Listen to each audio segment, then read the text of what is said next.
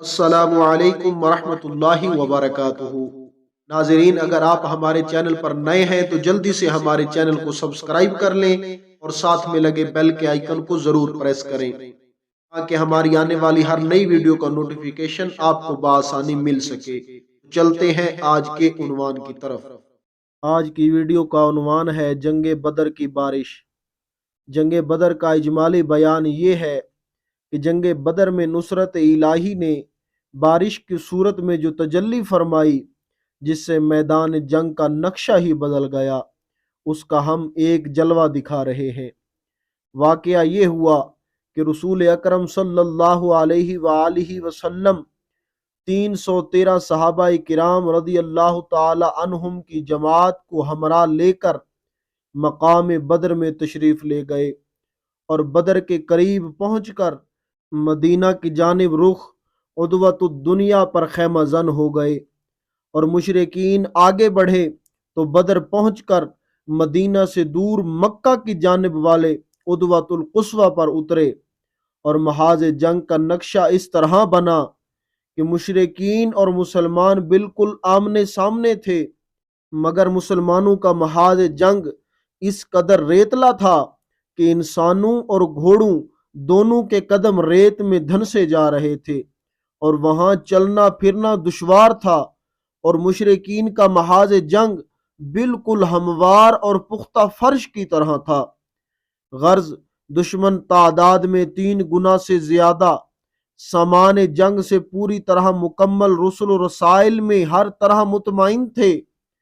پھر مزید برآں کا محاذ جنگ بھی اپنے محل وقوع کے لحاظ سے نہایت عمدہ تھا۔ ان سہولتوں کے علاوہ پانی کے ساتھ سب کنویں بھی دشمنوں ہی کے قبضے میں تھے،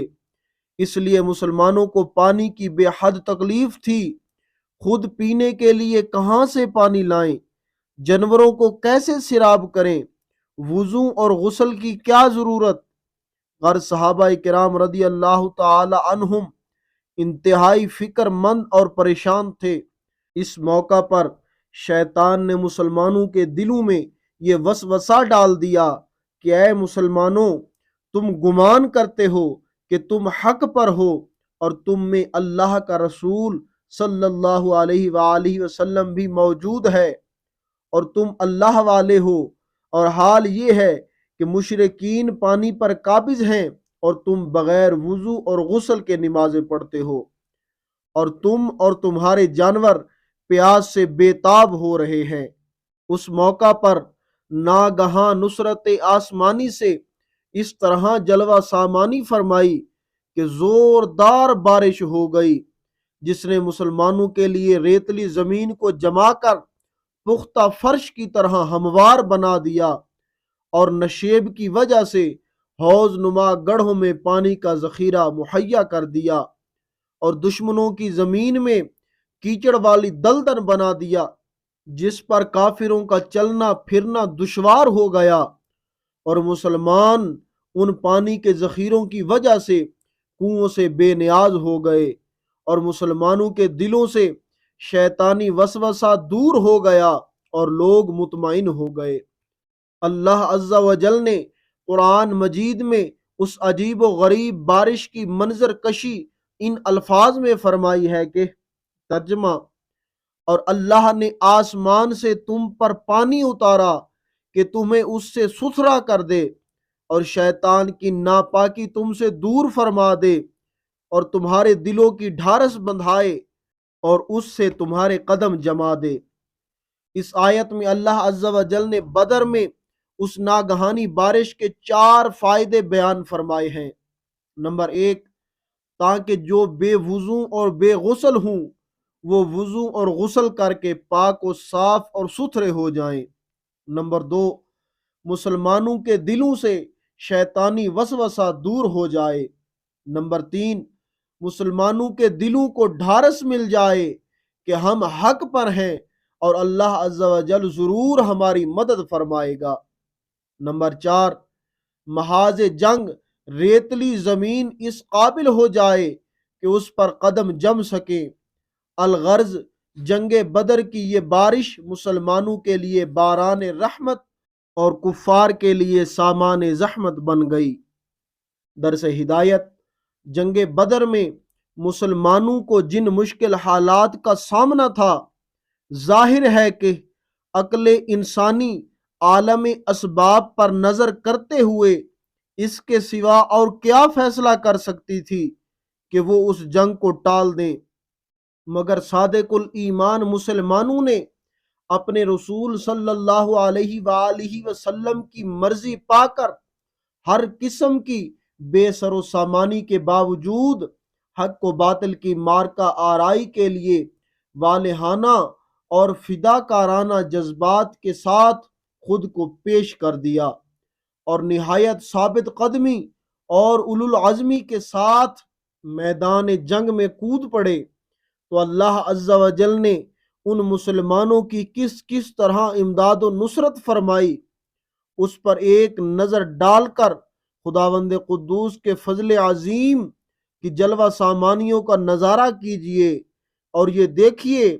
کہ اللہ عز و جل نے اس جنگ میں کس کس طرح مسلمانوں کی مدد فرمائی۔ نمبر 1،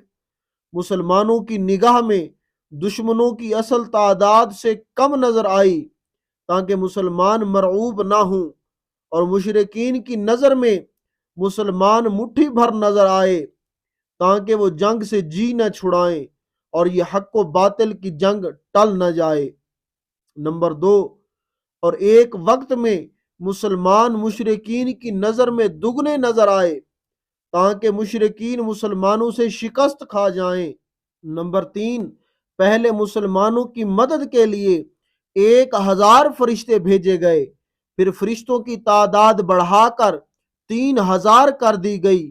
پھر فرشتوں کی تعداد 5000 ہو گئی۔ نمبر 4، مسلمانوں پر عین مارکہ کے وقت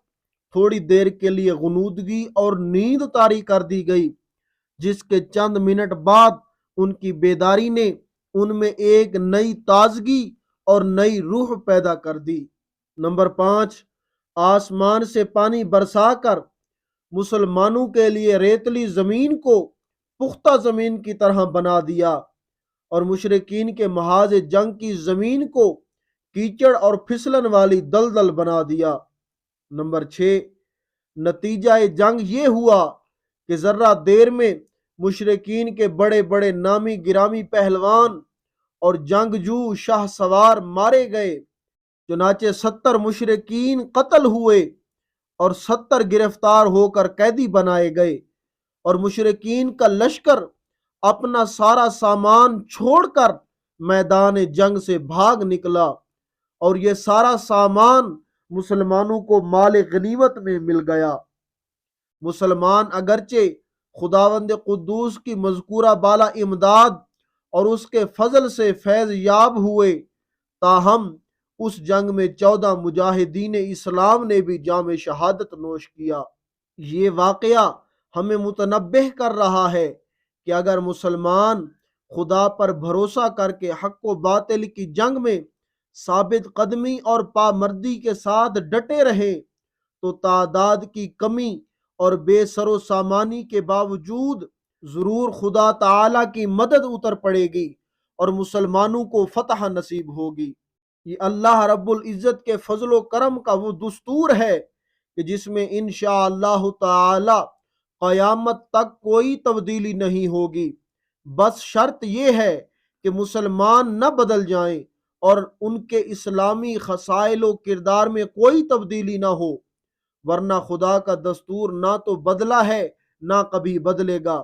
اس کا وعدہ ہے کہ وَلَن تَجِدَ لِسُنَّتِ اللَّهِ تَبْدِيلًا،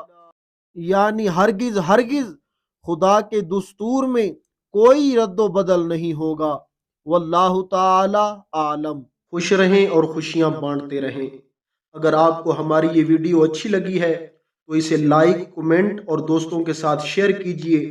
اور اگر ابھی تک آپ نے ہمارے چینل کو سبسکرائب نہیں کیا تو ہمارے چینل کو سبسکرائب کر لیجئے، اور مجھے اجازت دیجئے اگلی ویڈیو تک کے لیے اللہ حافظ۔